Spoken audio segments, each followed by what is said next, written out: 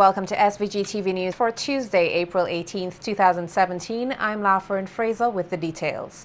The National Omnibus Association, or NOBA, today, Tuesday, April 18th, held a media conference at the Haddon Hotel to address several issues of concern for the association, as well as members of the traveling public. NOBA's president, Anthony Backus, said they have received word that the government is looking to implement legislation to clamp down on loud music being played in vehicles, particularly minibuses.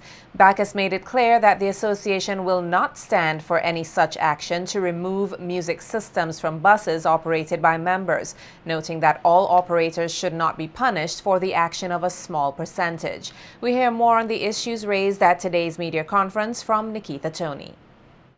To address prominent issues and challenges faced by omnibus operators across SVG, the National Omnibus Association NOBA is taking a stand against the unsatisfactory behavior displayed by not only its members but all operators here in SVG. Speaking at a media conference at the Haddon Hotel earlier today, NOBA's president Anthony Backus said the association, which stands as a registered trade union, is willing to do its part as well as work along with the government and other relevant authorities to ensure that members operate within its code of conduct and non-members display some form of compliance, as one driver's reckless act is reflected on the entire industry. Highlighting that numerous complaints of reckless driving and the playing of loud music, especially by vans operating in the Kaliakwa area, haven't continued to surface, Backus added that while he supports any efforts to rid passengers of their discomfort, he and the association will not stand for the complete removal of music systems from all passenger vans.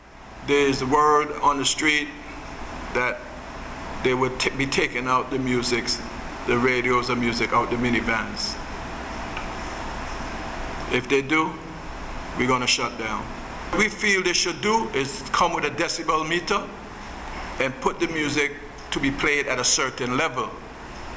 And if any van driver get caught with the music over that level, they're subject to get their music removed from the van. We are asking these vans that's doing that, please turn your music down, or NOBA will do what they can do in their power to remove you off the street, because you are a menace to society. Lamenting that NOBA does not tolerate any act of recklessness by operators, Backus added that legislation such as a zoning and lineup system can be put in place to curb this issue, noting that SVG is the only Caribbean nation without such a system. Eliminate the recklessness on the road, the dog-eat-dog mentality, chasing each other down, who could get the first chassis or get in Tokyo. NOBA has put many proposals to the government requesting this kind of operation with the transport system. Sometimes they come inside little Tokyo, Leeward bus terminal, and give vans ticket inside the bus terminal and just watch the private vehicles parking there and do not issue no summons or tickets to them. We feel that this is very unfair.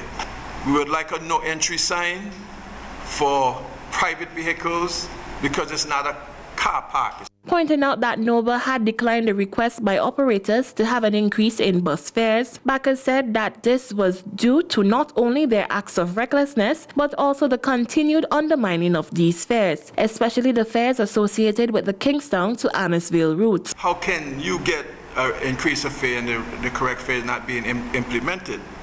So what we decided to do a few weeks ago, probably about a month, is to put forward the correct fare to the public from radio, newspapers, and so forth, media. 6 years now they've been getting a break with the $1.50 fare. So we're asking them, due to the high cost of maintaining our vehicles and making these vehicles safe so that they can ride, and we're asking so that the conductors and drivers to collect the correct fare, which is $2, and the general public to cooperate. Backus further issued an invitation to all omnibus operators to come out and be a part of NOBA's general meeting scheduled for Thursday, April 27th, where the issues of concern will be further discussed. Having a general meeting at the Annisville Netball Complex at 12 o'clock, noon time. The Commissioner of Police is there. I spoke with him. He said if he's not in the country, the deputy will be there. We are inviting Mr. Julian Francis to come to the meeting. Also, we are inviting Superintendent John, Traffic Department, all owners, operators, drivers, conductors to attend this meeting and propose your questions to the police department and the Minister of State. Nikita Tony reporting for SVG-TV News. Meanwhile, pointing out that NOBA remains committed to doing its part to promote and maintain excellent transportation services here in SVG, Bacchus noted that the association will host 2 workshops on April 25th and 26th at the Haddon Hotel to discuss some of the challenges faced and how they can be improved. We will discuss road safety, first aid, which will be, the facilitator will be Mr. Kipps, who gave the defensive driving program here in St. Vincent and Greenwich and throughout the Caribbean. Also, the traffic department will be here to discuss road safety as well, traffic laws and so forth. Also, we're going to have a facilitator who's going to teach customer service, how to deal with the customers, how to speak to the customers, hygiene, how conductors should dress, how the drivers should dress. Some drivers want to dress sleeveless. Conductors dress sleeveless with their pants pulled down below their bottom. That's not how you're supposed to conduct yourself on a minibus. Like I said, NOBA has a code of conduct, and these gentlemen are not members of NOBA, so they feel they could dress any kind of way. Bacchus further noted that the workshop will also seek to train operators to do better business and restore their relations with insurance companies, which have lost confidence in the industry. This is the meeting we had with Metrocint, Beacon, and Century, and also Superintendent John. Due to the recklessness and so forth, they are refusing to insure vans. For example, when your insurance expires and you go back to them to insure, do not be surprised that they refuse to insure you. You have to go someplace else, and it might be a little costly, or your insurance might go higher and higher. So we are trying to build some confidence back into these insurance companies by giving the workshops. So I'm asking all drivers, owners, conductors, and anybody else that would like to attend the workshop right here at Haddon Hotel from 9 a.m. to 3 p.m. Lunch will be served. Banana farmers across SVG may soon have a solution to the critical problems created by the black sigatoka and moko diseases, which severely hamper the industry. Minister of Agriculture Saboto Caesar said the government will be engaged in trials of products by a company known as H2K Agro. He said the products are designed to control black leaf spot and the moko disease. Caesar added that H2K Agro is currently working throughout the region with banana farmers and other stakeholders and expressed hope that the trials would yield success. They're willing to lend their science to the issue of reducing the incidence of moko and the control of the black leaf spot disease here in St. Vincent and the Grenadines. And the government is going to enter into a relationship so that we can explore the science. The head of the Banana Services Unit, Mr. Koromo Brown, has already been engaged, and a trial which will be engaging 3 farmers would be monitored by the Banana Services Unit and Rohan McDonald, who is a senior technician in the ministry. And it is to hope that once all goes well, that the products being promoted by H2K Agro will become a part of the products which are used nationally for the control of the black leaf spot and also for the control of the moko diseases. Meanwhile, representative of H2K Agro, Rex Soku, stated that the company utilizes natural means of strengthening the banana plant in an effort to control diseases. Soku added that the company has had some success in improving crop yields and expressed hope that the trials would be successful. What we have done here in St. Vincent is that so far we have taken one plot, up in St. Vincent, and what we have done is that we have demonstrated the fact that you will get increased yield. The quality of the fruit is improved to the point where you don't even need to cover the bags because our technology, in terms of the protocol that we use, controls Sigatoka, controls MOCO, controls pest management, controls everything as it relates to the banana plant. And that is what I think is very important, because from a government perspective, if we can impact on a local level the farm, I think that will have a much bigger impact on the social and economic value to a community, because the community will be able to benefit a whole lot more if we're able to put money in their hands through banana or through whichever crop that is grown. Sacco added that since the company's products are natural, it would help create a healthier environment for farmers and possibly open up a market for organic bananas. The genesis of our company is in healthcare, actually. The company, part of the company do sell pharmaceutical products, and we are very, very interested in maintaining and helping the health of the nation. So overall, what I will say is that we have demonstrated so far that the technology works. We're now going to certify that with the Ministry of Agriculture by doing some trials and really show that you can use the technology to be able to achieve the goals where you can actually recover the banana industry, and then not only recover it in a way of saying, okay, we can fight it, but maybe down the road we can look at, if possible, if the ministry chooses, to go down the route of certifying and ensuring that the bananas become organic. That will take a little time, but that would help the farmers in that you can command a higher price for your bananas in the global market, and that could have greater benefit to the people of the country of St. Vincent and the Grenadines. Vincentians are being commended for their law-abiding behavior, which contributed to a violence-free Easter weekend. This from Acting Deputy Commissioner of Police Colin John, who said the long Easter weekend was generally a quiet one for members of the Royal St. Vincent and the Grenadines Police Force. According to DCP John, Vincentians rose to the occasion by displaying themselves as law-abiding citizens during a packed weekend of activities. The weekend was very, very quiet, and as I said before, I just want to show appreciation to the members of the Royal St. Vincent and Grenadines Police Force and to the members of the general public for behaving themselves very well. We had that report that a male was taken to the Milton Cato Memorial Hospital.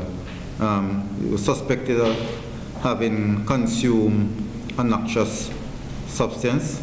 The police are carrying out investigations into that matter to ascertain the information, well, precise and correct information as regards what transpired and what may have led to that person allegedly consuming that poisonous substance. The Deputy Commissioner of Police said he was particularly pleased that only minor reports came from the major Easterville activities held on the Grenadine Islands of Bequia and Union Island. There were three reports from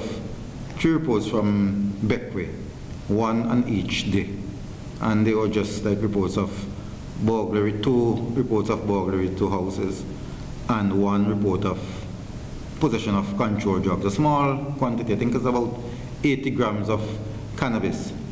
And again, I just want to commend the members of the public. They went to the Grenadines, they had fun, apparently clean fun. No report of any violent nature or any robbery or anything of that nature. So I just really want to commend the members of the public. We had no report coming out of Union. Union had the Easterville activities and no report of any fighting or anything of that nature. So again, I just want to commend the persons for having clean fun and not giving the police too much work to do in terms of having to deal with reports of incidents. When asked about the preparedness of the police force for such a busy weekend of activities, the Deputy Commissioner said that his team was fully prepared for any major occurrence as all hands were on board. Deployed additional police officers in these areas where they had activities, police from the mainland journey to Beckway and Union Island. Also, the police officers who were stationed there, their leave were curtailed in preparation and in anticipation of these events. Fortunately, we did not have to utilize the resources of the police officers to that extent to effect any arrests or to curb any act of violence or any major incident. The St. Vincent and the Grenadines Meteorological Services said it is monitoring an area of instability associated with a dissipating frontal boundary. This activity, which has been affecting the Leeward and Northern Windward Islands over the past 24 hours, is expected to move southward across our area by tomorrow and persist to the end of the week. As a result, the Met Office said a gradual increase in shower activity and possible isolated thunderstorms are likely across SVG. This activity is likely to peak in intensity on Thursday as the mid to upper atmosphere become more favorable for enhancement. Current model projected rainfall accumulations are approximately 2 inches or up to 50 millimeters, with higher amounts in mountainous areas. Residents and motorists are being advised to be vigilant and exercise caution during the passage of this system.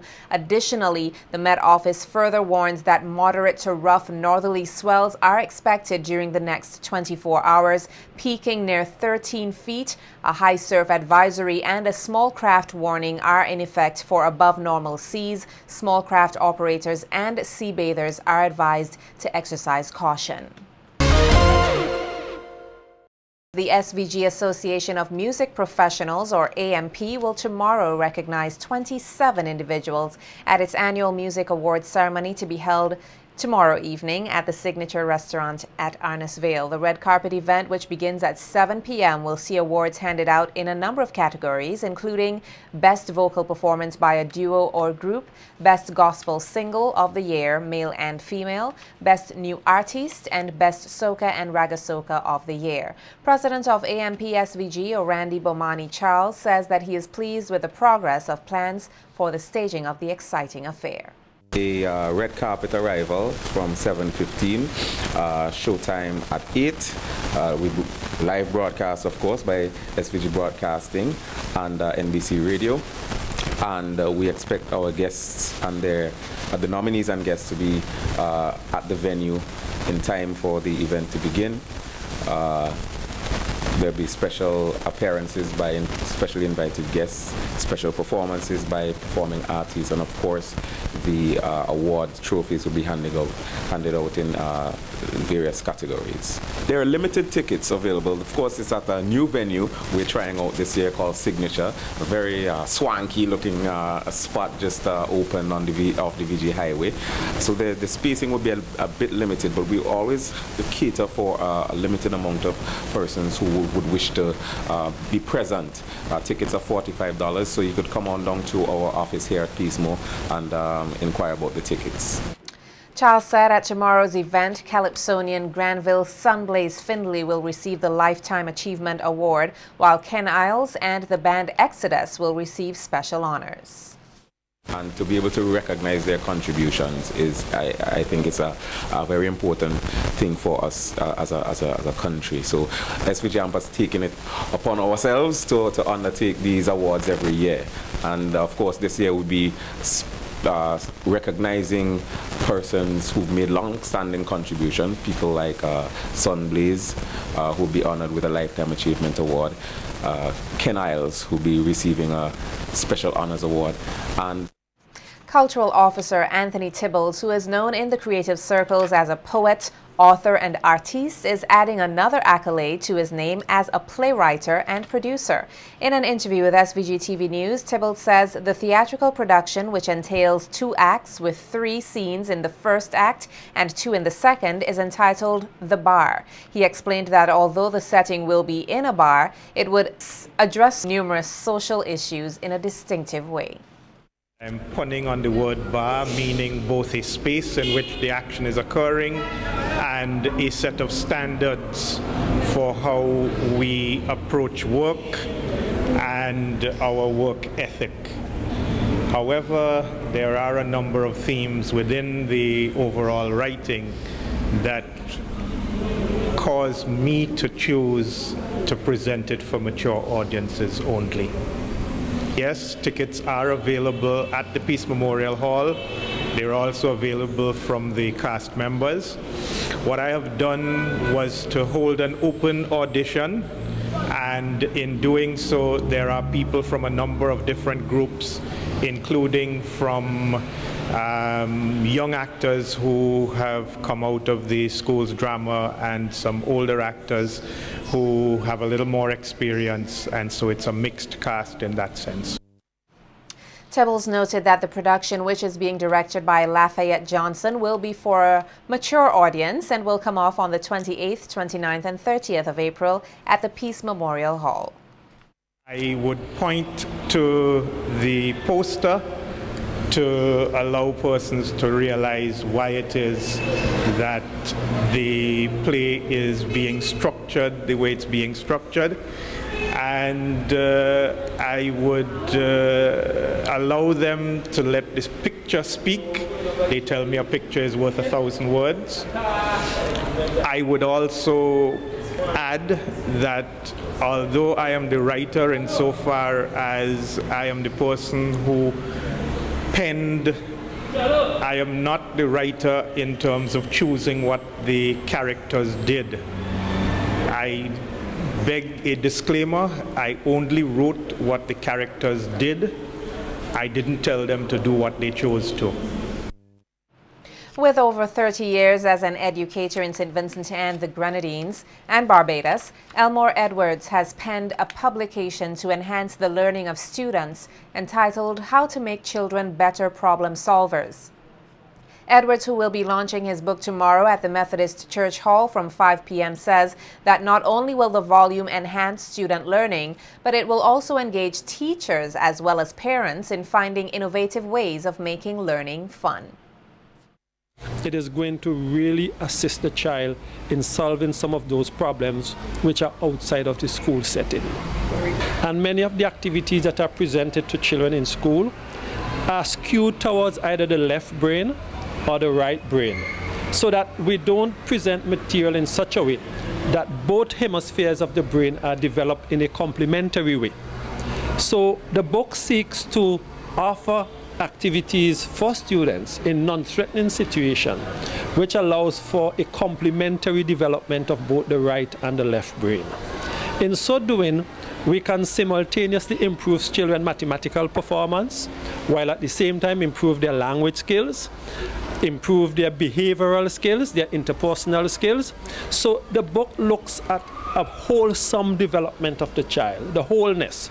At the same time, it gets the child ready for the world of work. The educator expressed concern that students are not given enough mental exercises for both sides of their brains so that they will become sharper, which he said the book explores, as well as preparing students for exams. It deals with concepts such as entrepreneurship. How do we begin to prepare our children for wholesome careers within the school system so that they could begin to focus on what do I want to do when I grow up? And they could begin to crystallize that and put that into focus.